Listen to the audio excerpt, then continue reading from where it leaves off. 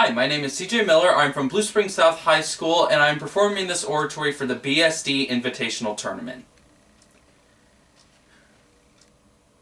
On November 15th, 2013, my 10-year-old dream started to come true with the release of the PlayStation 4. It was an amazing feat of gaming technology that would allow me to play all of the sports games my heart desired. I wanted nothing more for Christmas that year. But I didn't get it. My best friend, however, not only got the new PlayStation 4, he got a brand new iPhone 5. And I didn't even have a phone. So my best friend got a new PlayStation, a new phone, and I was left with, well, socks. But this small problem of a child's jealousy parallels a large problem of a nation's inequality when it comes to education.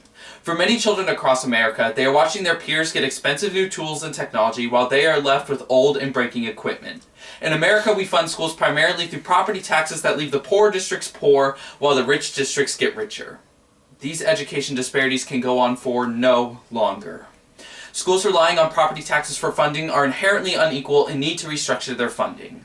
To explore this idea, first let's wait for the release date on why we fund schools with property taxes. Then we'll beg our parents to show us the hidden and blatant effects it has on society, and finally we'll create next year's wish list for the better ways that we can fund our education system. So release date is here, now it's time to find out why we fund schools with property taxes. On September 7, 1787, America, as we know it, was born with the ratification of the U.S. Constitution, and with the Constitution came the Bill of Rights, the first 10 amendments. Amendment number 10 states that the powers not directly listed to the United States by the Constitution are reserved for the states. From that moment on, education became the state's responsibility. The idea was that if they made these decisions, the education system would become more equal. However, that couldn't be further from the truth.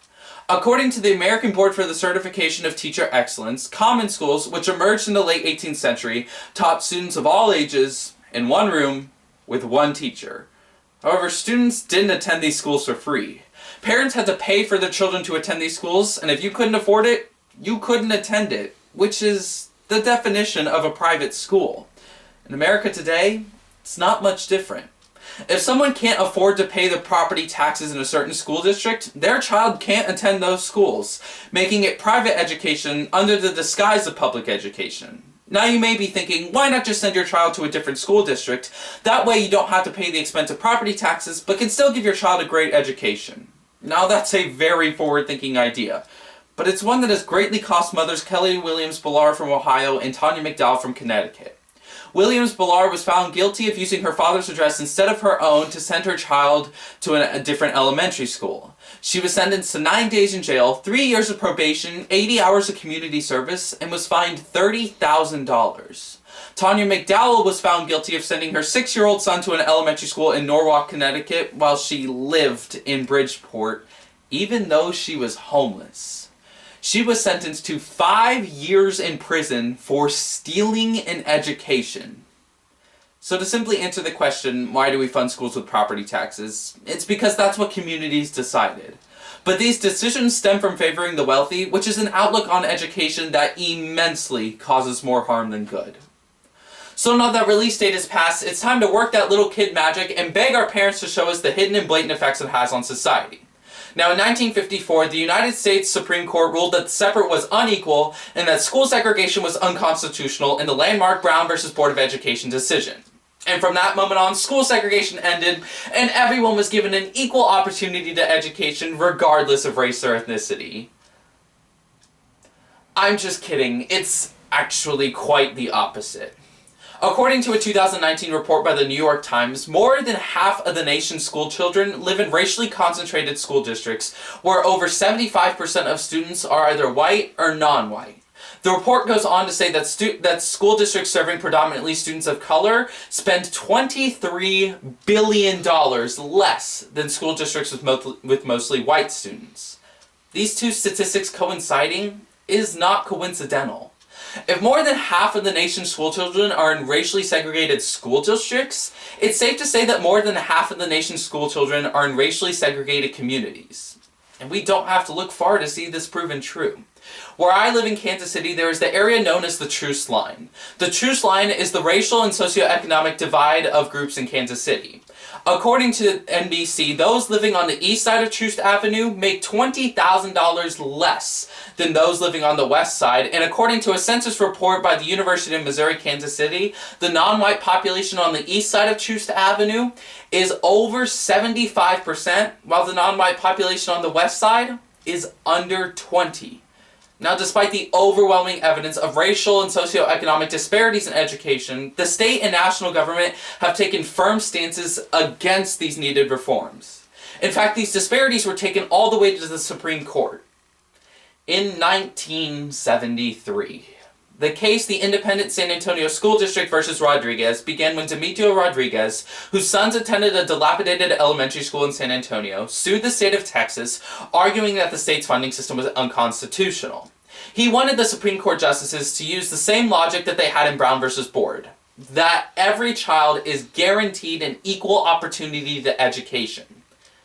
But the justices disagreed. In a 5-4 decision, they ruled that there is no right to equal funding in education under the Constitution. But more recently, in 2018, we learned the story of Ziona Bryant and Trinity Hughes. Ziona and Trinity had been best friends since the age of 6, growing up in the affluent college town of Charlottesville, Virginia. But because Ziona lived on the north side of the town, she went to a predominantly black elementary school, while Trinity, who lived on the south side, went to a predominantly white elementary school. Now, when they reached high school, Ziona was admitted into the honors program of her high school and was able to complete a competitive application for prestigious universities. Although academically equal, Trinity was not admitted into the honors program and was even barred from taking advanced courses. Now, she did end up graduating, but with a non-competitive application, she was unable to apply for the prestigious universities that her best friend had. We can see these problems throughout school districts across America. In my own district, I'm fortunate enough to be able to participate in choir. Through choir, I grow my abilities as a singer, a performer, and a person. But it doesn't end there. In my program, we are actively encouraged to pursue a private vocal coach. So not only am I able to utilize a highly funded choir program, I'm also able to use a private vocal coach to continue to grow my abilities. But for many students in my area, and indeed across the country, not only can't they afford a private vocal coach, their school districts can barely afford a choir program to help grow their abilities in the arts, simply because the surrounding communities can't pay for it. So we didn't get what we wanted this year. But now it's time to create next year's wish list to find out the better ways that we can fund our education system. And we don't have to reinvent the wheel. According to the U.S. News and World Report, Massachusetts, New Jersey, and Vermont are 3 of the top 4 K-12 education systems in America. And they have all found ways to fund their education systems that don't rely on property taxes. In 1997, Vermont Supreme Court ruled that the state's funding system was unconstitutional. So what they did is they said that each district must pay the same amount of per pupil funding. The districts then pay into a common pool, which is equally distributed into the poor areas. In 1990, New Jersey Supreme Court ruled that their funding system was unconstitutional. Now they pay extra money into 31 of the state's poorest districts. Finally, Massachusetts, which is the #1 public education system in America, passed Chapter 70 into law.